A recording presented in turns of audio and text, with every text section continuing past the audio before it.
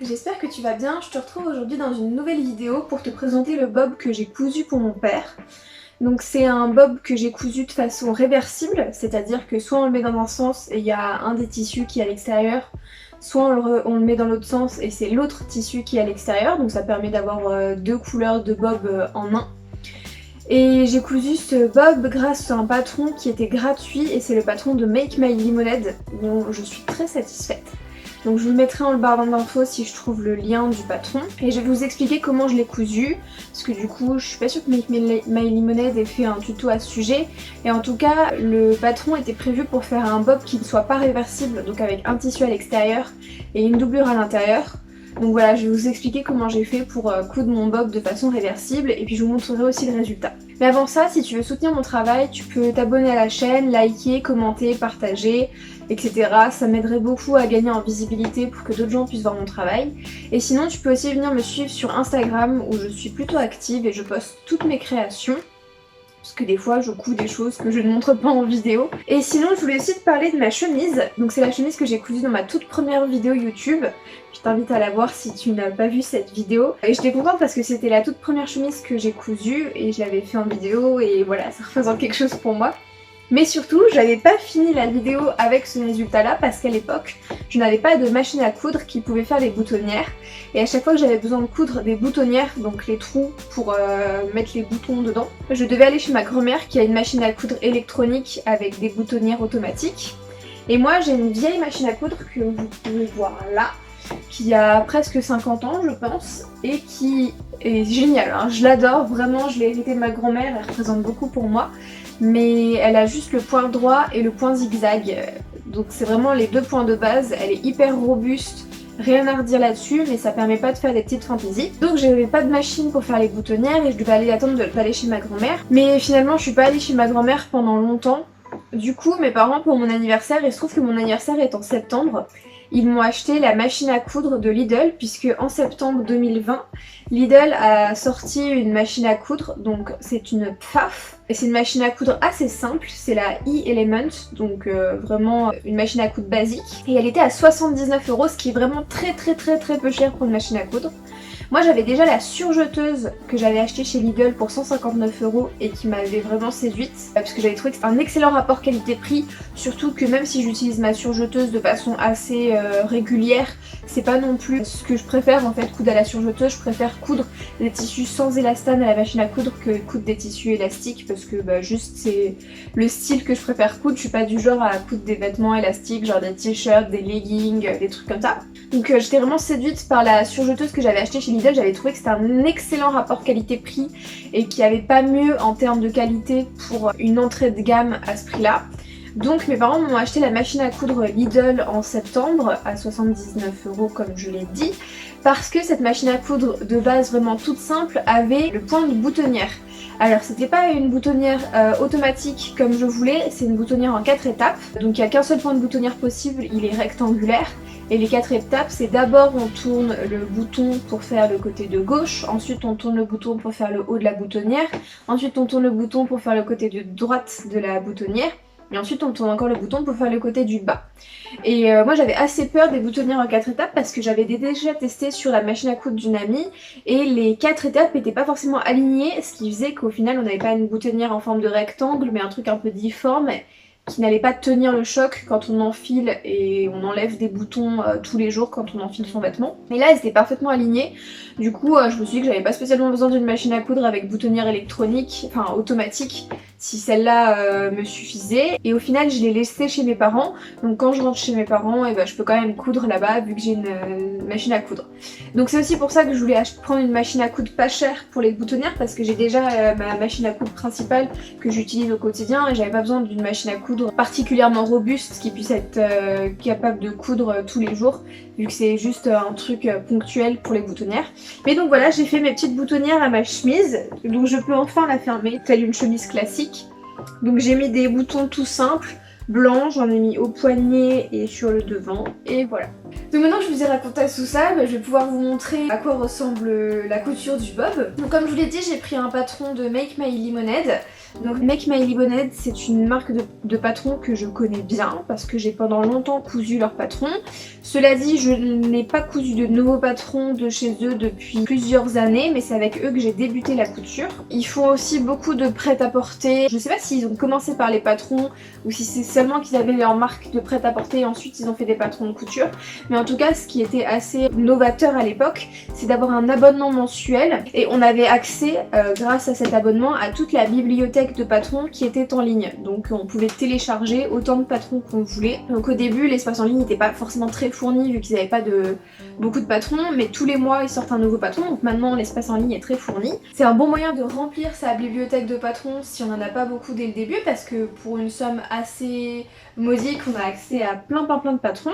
Donc ça c'est vraiment cool. Après je sais pas si l'abonnement il est à engagement ou pas, mais ce que j'ai à dire sur les patrons c'est qu'ils sont pas forcément bien taillés. C'est-à-dire que des fois ça taille trop petit, des fois ça taille trop grand, des fois il y a des plis, des trucs qui sont pas top. J'adore leur univers coloré, les formes, tout ce qu'ils dessinent, en fait toutes leurs idées. Mais après pour le côté modélisme et ce que donnent les patrons une fois cousus, c'est pas top. Alors peut-être qu'ils ont amélioré ça sur leurs patrons les plus récents, mais moi je sais qu'il y a certains patrons, notamment le pantalon Giulietta, c'était vraiment complètement raté. À côté de ça, moi j'ai un autre patron que j'ai cousu plusieurs fois parce que je l'adore, c'est le Perfecto Mona. Je pense que si on coud du Make My Lemonade, il faut tout le temps faire une toile pour être sûr que ça va bien tailler et qu'il n'y a rien qui est bizarre.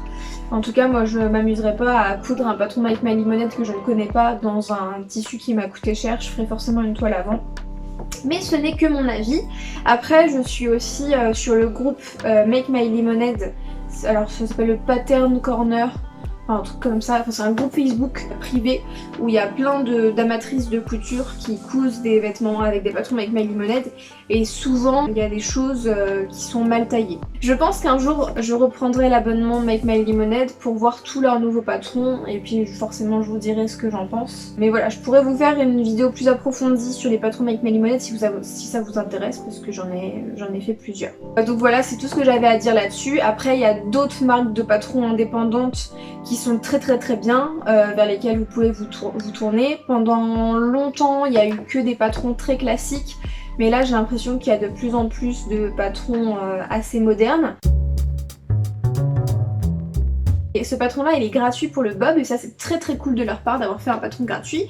Je l'ai imprimé, je vérifie que je l'ai imprimé à la bonne taille, donc il y a un carré test de 5 cm, je mesure qu'une fois imprimé il fasse bien 5 cm de côté. Je découpe toutes mes pièces et les deux dernières pièces, je les découpe mais je vais pas les utiliser parce que c'est les pièces de la doublure. Donc moi je vais pas doubler mon bob puisque je vais le faire recto verso, donc je vais couper toutes les pièces de l'intérieur identiques aux pièces de l'extérieur, c'est juste que ça va être dans des tissus différents. Donc au niveau du montage ça va être aussi légèrement différent que ce que l'équipe Make My Lemonade avait montré sur ses réseaux sociaux. Donc pour découper le patron, je commence par scotcher les différentes pièces de papier que j'ai imprimées ensemble. Je découpe tout autour. Les marges de couture sont incluses dans le patron, donc j'ai pas besoin de retracer un patron avec des marges de couture de 1 cm tout autour. J'aurais pas non plus besoin de faire attention au moment de la coupe, donc ça c'est pratique. Je découpe la visière, le côté du bob, donc c'est vraiment ce qui vient autour de la tête, et le dessus du bob qui est juste un rond qui vient au-dessus de la tête. Et les deux dernières pièces c'était la doublure du côté du bob et le parement du côté du bob que je ne vais pas utiliser. Je colle la présentation du patron pour pouvoir ranger le patron dans ma bibliothèque de patrons de façon assez organisée. Et je sors mon premier tissu, donc je vous ai dit je vais faire un côté du bob dans chaque tissu. Donc je cherche dans mon premier tissu les endroits qui me permettraient de couper le patron en perdant le moins de tissu possible. Ce qui est pratique avec ce patron, c'est que toutes les pièces sont parfaitement symétriques. Donc ça me permet d'économiser du tissu, de placer les pièces un peu dans le sens que je veux. Et pour le tissu, je ne l'ai pas dit je crois, mais j'ai choisi d'utiliser du wax. Alors le wax c'est un coton qui est un petit peu rigide. Donc dans le tutoriel de Make My Lemonade, ils avaient thermocollé pas mal de pièces je crois. Moi je vais juste thermocoller la visière pour que comme une casquette en fait la visière soit assez rigide. Mais je vais thermocoller que une des deux faces de la visière. Parce que le wax c'est déjà assez rigide et en plus c'est très agréable à coudre donc c'est parfait. Et pour la petite histoire, j'ai choisi des tissus qui sont les deux mêmes tissus que les deux shorts que j'ai cousus à mon père. Donc comme ça, mon père pourra assortir son bob à son short en retournant le bob, en choisissant le bon côté du bob en fonction du short qu'il porte avec.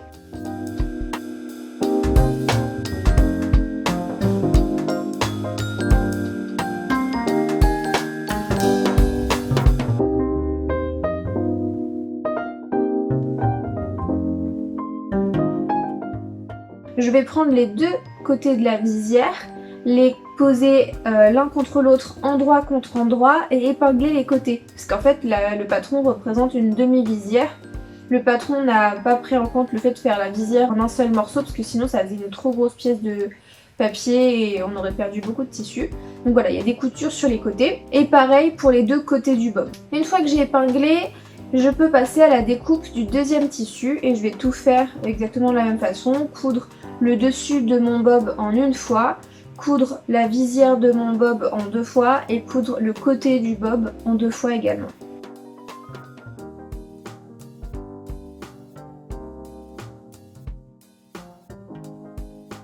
J'utilise ma fameuse boîte rouge pour faire un poids parce que le wax je l'achète en coupon de 6 yards, je crois que c'est 5,48 m. 5,48 m, ça fait un sacré poids, du coup mon tissu il a tendance à glisser quand je le découpe, donc je mets la boîte rouge pour éviter que mon tissu glisse.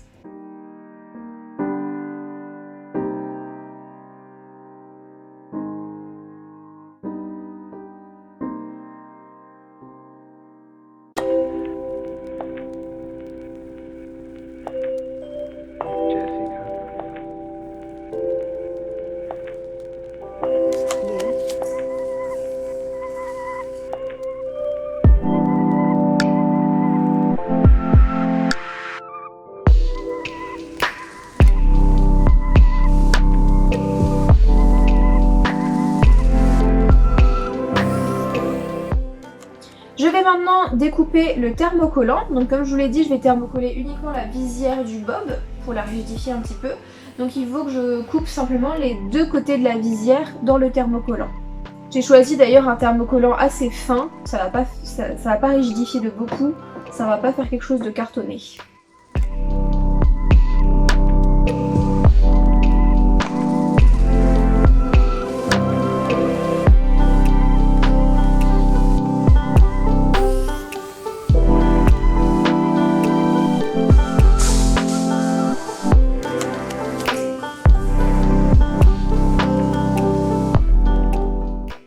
Une fois que j'ai coupé mes pièces du thermocollant, je désépingle. Donc je viens placer le thermocollant, donc le côté collant du thermocollant, contre l'envers du tissu.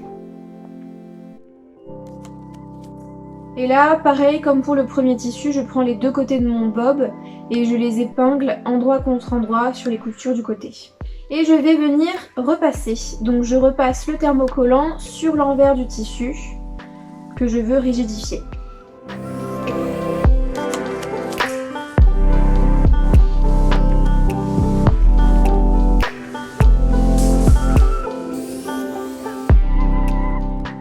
Maintenant, je peux enfin épingler les deux côtés de ma visière, endroit contre endroit, l'un contre l'autre. Donc quand on est endroit contre endroit, ça veut dire que ce qui est visible de l'extérieur, c'est seulement les côtés où il y a le thermocollant.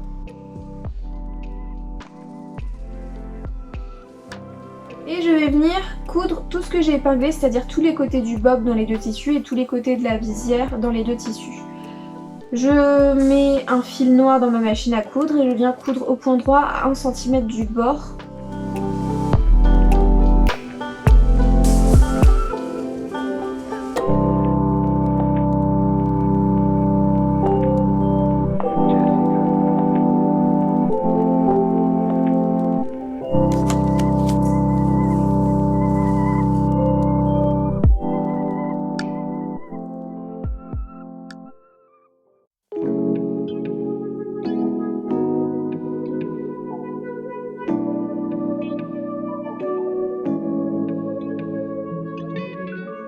Et une fois que j'ai fait ces coutures, je ressors mon fer à repasser pour aplatir ces coutures. Donc ça veut dire que pour chaque couture, je vais placer une marge de couture à droite et une marge de couture à gauche pour pas que les marges de couture soient du même côté et pour pas que ça crée de surépaisseur entre les deux tissus de l'épaisseur du bob. Et ça permet d'avoir des coutures beaucoup plus propres et bien plates. Donc je fais ça sur toutes les coutures et j'en profite aussi pour repasser les plis éventuels sur le tissu parce qu'une fois que le bob sera cousu, ce sera super dur de le repasser vu que le bob c'est quand même un objet avec un volume particulier. Une fois que j'ai fait tout ça, je vais pouvoir assembler le haut du bob avec le côté du bob dans mon premier tissu. Donc pour ça, je mets toutes mes pièces à l'endroit, donc le côté du bob avec les coutures à l'intérieur, je le pose sur ma table et je pose le rond qui représente le haut du bob sur le dessus, pareil à l'endroit, et je viens mettre ma main à l'intérieur pour pincer la couture que je veux coudre, et le fait de la pincer de l'intérieur comme ça, je vais pouvoir retourner toutes les pièces et être sûre de bien coudre endroit contre endroit sans me tromper. Donc je mets une première épingle.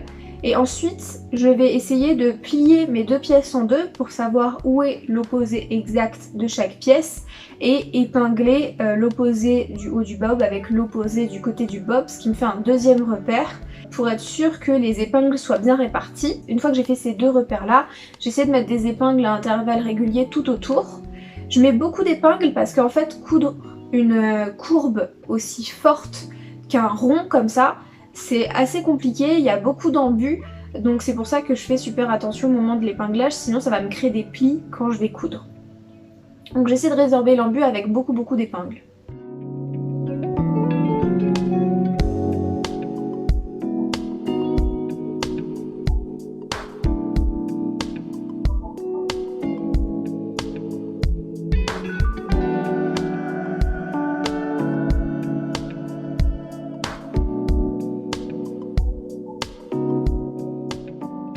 Une fois que j'ai tout épinglé, je couds à la machine à coudre à 1 cm du bord au point droit. Et je couds tout autour, je fais un cercle parfait. Je vais tout doucement au moment de la couture parce qu'il ne faut pas que je couse de plis. Et forcément il y a des plis vu qu'il y a de l'embut. Donc j'essaie d'aller tout doucement, de tirer sur les plis pour qu'aucun pli ne soit pris dans la couture.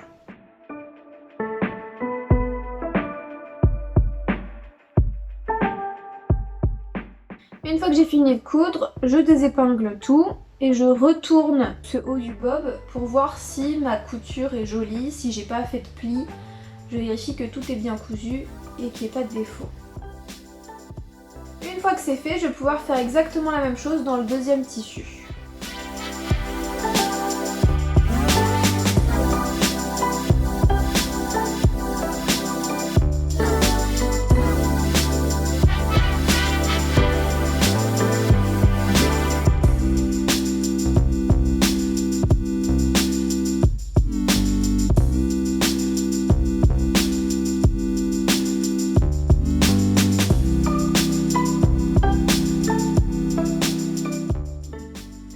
Maintenant aux visières, donc je vais coudre la visière du premier tissu contre la visière du deuxième tissu. Donc pour ça je place les deux visières endroit contre endroit, l'une contre l'autre, et j'épingle tout autour.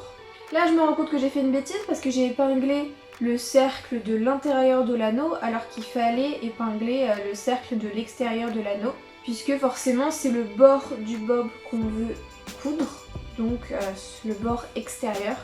Donc j'épingle tout autour en alignant les coutures du premier tissu avec les coutures du deuxième tissu.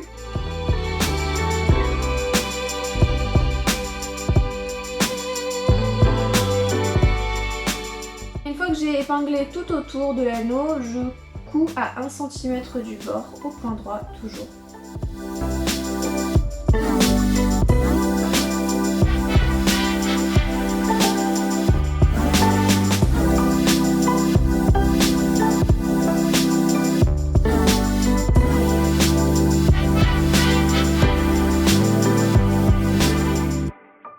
Épingle et je vais venir retourner mon anneau pour ne plus être endroit contre endroit mais envers contre envers avec l'endroit de chaque tissu à l'extérieur visible. Et voilà ce que ça donne. C'est pas très aplati mais on va régler le problème un peu plus tard. Là ce que je fais c'est que je ressors les coutures pour pas qu'il y ait de coutures coincées à l'intérieur des deux épaisseurs. Et maintenant je vois ce que ça donne quand je vais venir assembler toutes les pièces entre elles. Donc j'ai bien mon bob à l'endroit sur les deux côtés, je mets les deux côtés du haut du bob, je vois ce que ça donne.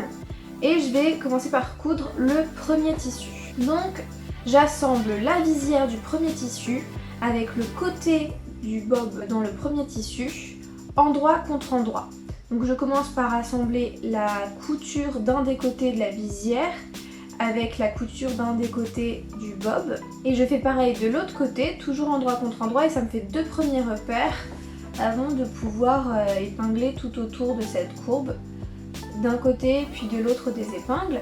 Donc je me rends compte que là, il faut que je rentre toute l'épaisseur de la visière dans l'espèce de bol formé par le haut du bob. Et là, le jeu, c'est vraiment de réussir à gérer les épaisseurs pour ne coudre que les 2 couches de tissu qui nous intéressent et pas les autres.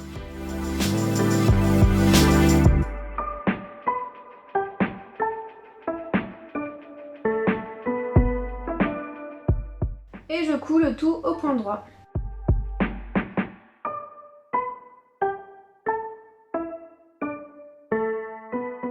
Je désépingle et je retourne mon bob pour voir s'il n'y a pas eu de soucis.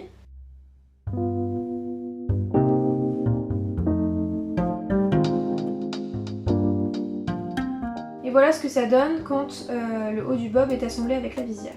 Et je vais faire la même chose pour le deuxième côté du bob, parce que là je l'ai fait dans le premier tissu, il faut que je le fasse dans le deuxième tissu. Donc j'ai toutes mes pièces à l'endroit et je vais venir passer ma main dans le trou pour pincer les 2 épaisseurs de l'intérieur pour pouvoir coudre bien endroit contre endroit dans le bon sens. Je retourne le tout pour être sur l'envers et avoir bien les 2 endroits des 2 pièces, donc la visière et le côté du bob, coincés en sandwich à l'intérieur. Comme tout à l'heure, je m'aide des coutures des côtés comme repère pour aligner le côté du bob avec le côté de la visière. Et je couds tout autour. À la différence près par rapport au premier tissu, c'est que je ne ferme pas mon cercle. Je vais coudre seulement 3/4 du cercle, puisqu'il faut que je laisse un trou pour retourner mon bob. À l'aide de ce trou, je retourne tout sur l'endroit, parce que là j'étais entièrement sur l'envers. Et voilà ce que ça donne quand je suis entièrement sur l'endroit après avoir tout retourné. Là, il me reste un trou, puisque je n'ai cousu que les 3/4 du cercle et non le cercle entier qui reliait la visière au côté du bob. Donc ce trou, je vais venir le fermer avec une couture à la main. Donc je prends du filet et une aiguille et je viens coudre à la main avec un point invisible, en mettant bien les valeurs de couture coincées à l'intérieur. Et je prends mon ordi pour regarder une série en même temps, parce que je déteste coudre à la main, donc il faut bien passer le temps. Une fois que j'ai fini ça, je vais pouvoir m'attaquer à la dernière couture du bob, c'est la couture décorative de la visière.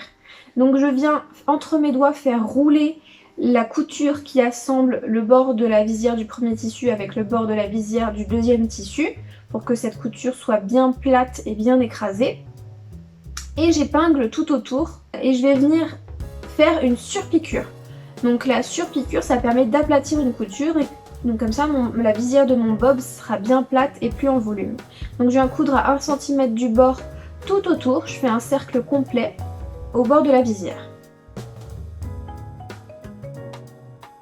Une fois que j'ai fait ça, je désépingle. Je fais attention au niveau du point d'arrêt et du point de départ de faire quelque chose d'assez discret, parce que là c'est des surpiqûres donc elles sont visibles de l'extérieur. Et une fois que j'ai fait ça, je vais refaire un deuxième cercle, non plus à 1 cm du bord du bob, mais à 1 cm de la première couture que je viens de faire. J'essaie de faire plein de coutures en forme de cercle qui vont être parallèles les unes aux autres. Et je recommence toutes ces coutures parallèles les unes aux autres en forme de cercle au niveau de la visière. Donc plein de surpiqûres qui assemblent les 2 épaisseurs de visière ensemble. Et je fais ces cercles jusqu'à atteindre le milieu du bob, c'est-à-dire jusqu'à atteindre le moment où je suis plus dans la visière, mais où je suis dans le côté du bob. Donc je crois que j'ai dû faire 4 ou 5 cercles, voire peut-être même 6, je sais plus. Et là j'ai plus de fil, donc je vais rembobiner une canette. Je n'utilise pas de bobine de fil classique à mettre en haut de la machine, mais j'utilise des canettes comme pour le bas de la machine. J'utilise aussi des canettes en haut de la machine comme pour le bas de la machine, parce que ça coûte moins cher puisque j'achète des cônes. Et les cônes ça coûte beaucoup moins cher au mètre que les bobines, et du coup je rembobine mes canettes avec des cônes, et comme ça j'ai du fil qui est beaucoup moins cher à la place de la bobine.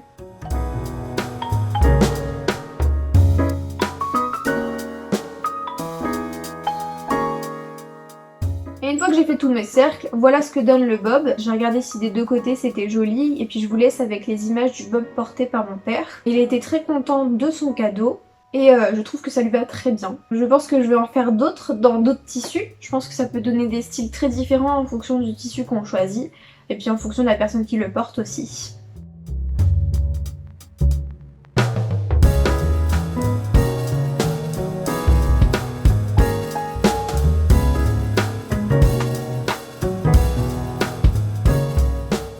Sur ce, la vidéo est terminée et je vous dis à bientôt pour une nouvelle vidéo. Bien sûr, vous pouvez me dire en commentaire ce que vous avez aimé ou pas. Je suis tout oui pour des suggestions d'amélioration. Après, je fais avec les moyens du bord parce que j'ai pas tous les moyens techniques que j'aimerais. Mais en tout cas, j'espère que ça vous a plu et puis je vous dis à bientôt. Salut!